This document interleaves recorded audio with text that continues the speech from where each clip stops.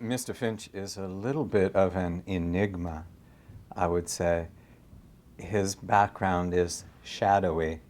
We know that he's fabulously rich, but not ostentatious, a private person, and a person who feels he has a mission. I was happy to tackle a character who was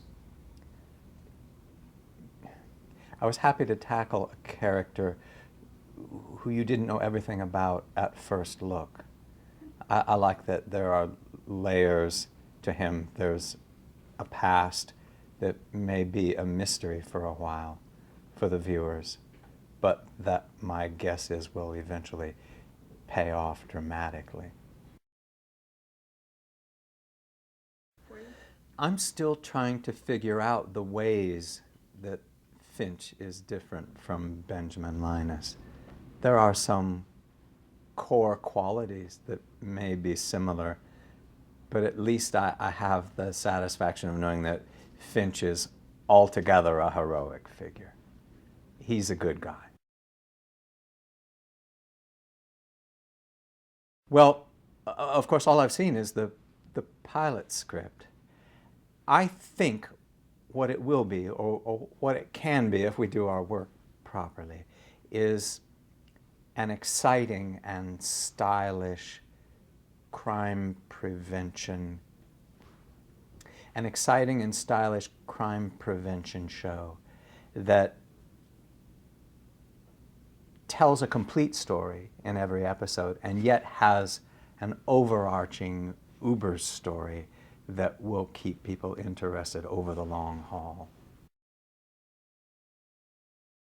Oh, sure. I mean, I feel like one of the great things about Bad Robot is there is a feeling of family. Bad Robot feels to me like a kind of modern-day version of an old repertory theater company, because J.J. and his gang are so loyal to actors and directors and designers and are always trying to find ways to renew successful working relationships. So I'm so happy that I stumbled somehow into the family, and they keep finding things for me to do. Well, I was delighted to see a script, a pilot script, that had Mr. Nolan's name on it as a writer, because he and his brother have a great show business pedigree, and some of the more challenging and intriguing and stylish work that I have seen in recent years has been a result of their efforts. So yeah, that was a big selling point.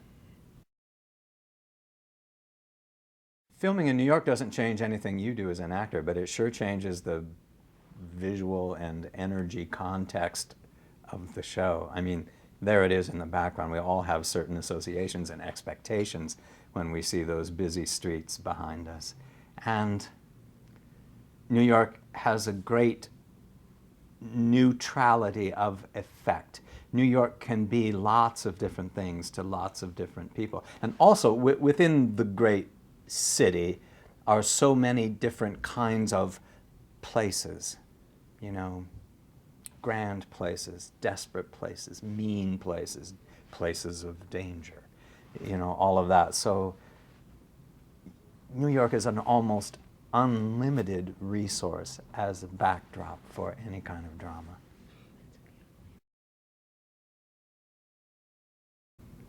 I have admired Jim Caviezel's work for a long time, and I finally was introduced to him this morning.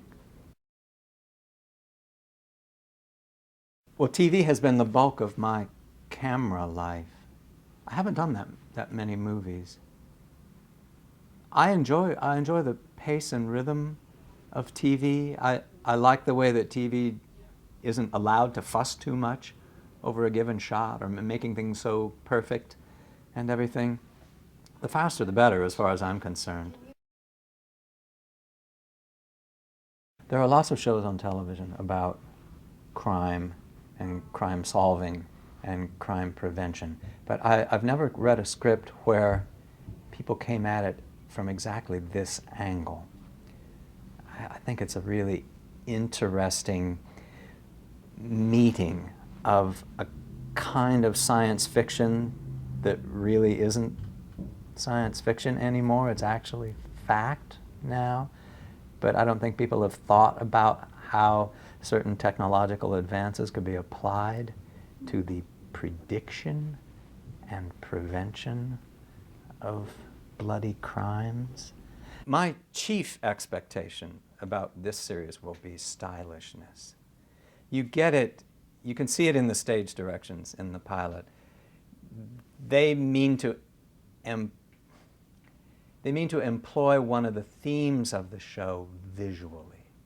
So I think they're going to find a fairly revolutionary way to tell the story visually. I'm looking forward to seeing that.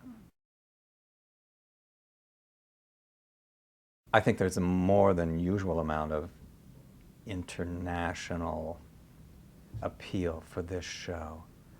I think because it's a fast-moving and stylish American show with New York settings, which I think are of interest to people around the world.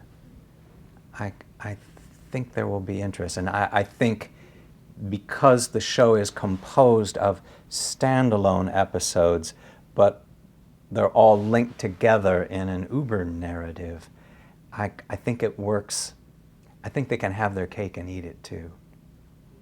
You can watch it as a one-off, or you can devour the entire series.